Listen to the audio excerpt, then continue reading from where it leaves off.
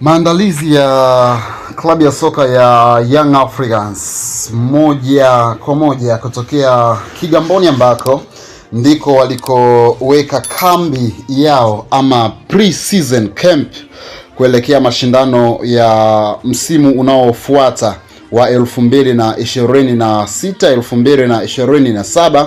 yanaendelea kwa kasi chini ya kocha mkuu Mankoba, ambapo Young Africans licha ya kuwa na program mbalimbali za mazoezi, lakini taarifa za kuaminika kutoka ndani ya uongozi wa Young Africans zinatueleza ya kwamba kutakuwa na ratiba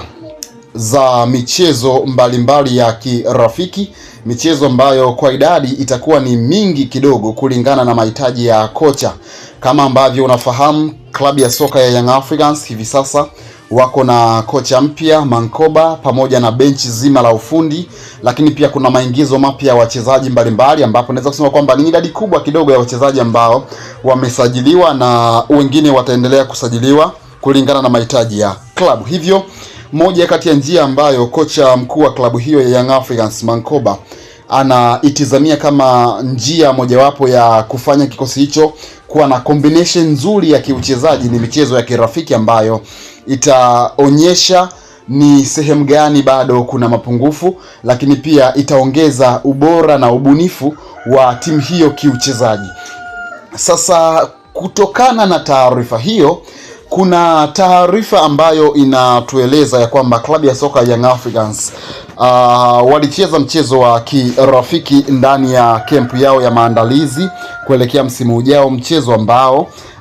uongozi wa klabu hiyo haukutaka umma ufahamu. Hivyo mchezo huo ulichezwa pasi na kuwa na records zote, kwa maana ya kwamba hakuna aliyeruhusiwa kurusha matangazo ya mchezo huo, lakini pia waandishi wa habari hawakuruhusiwa kuingia kuchukua matukio mbalimbali katika mchezo. Ni mchezo ambao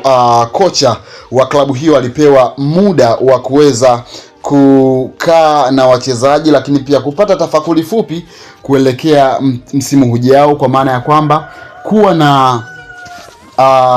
kuwa na uwezo mkubwa wa kuweza kung'amua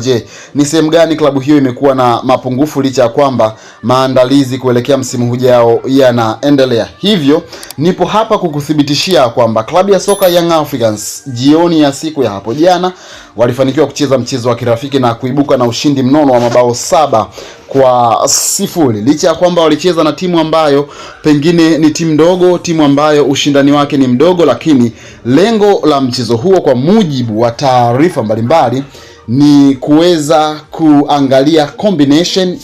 baina ya wachezaji, na ni kitu ambacho kwa 100% kocha wa Young Africans Mankoba alifanikiwa kuking'amua kwa kiasi kikubwa. Hivyo maandalizi yanaendelea na baadhi ya nyota wataendelea kuripoti, kwani si nyota wote ambao tayari wamekwisha kuripoti Avic Town. Wengine walitambulishwa siku za hivi karibuni, lakini bado hawajaripoti. Hivyo kwa mujibu wa taarifa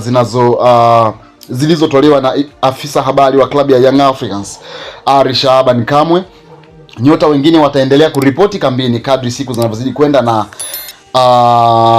kila nyota ambaye anakwenda kuitumikia klabu ya soka ya Young Africans msimu ujao basi atapata wasaha wa kushiriki michezo zaidi ya 3 ya kirafiki. Hivyo naweza kusema kwamba maandalizi kunako kambi ya Young Africans yanakwenda vizuri na program zao ziko safi kulingana na taarifa ambayo ilitolewa siku ya hapo jana na afisa habari wa klabu hiyo. Lakini kwenye hili la michezo ya kirafiki, nafikiri kuna baadhi ya michezo ambayo itakuwa ikirushwa live kwenye mitandao mbalimbali ya kijamii, lakini pia kwenye television. Hivyo kama unataka kuwa mtu wa kwanza kabisa kujipatia taarifa zinazohusiana na michezo ya kirafiki ambayo Young Africans watakuwa wakicheza, basi hapa ni sehemu sahihi. Hakikisha kabisa unabonyeza maneno yaliyopo chini ya video hii yanayosomeka kama subscribe, lakini mara baada ya kufanya hivyo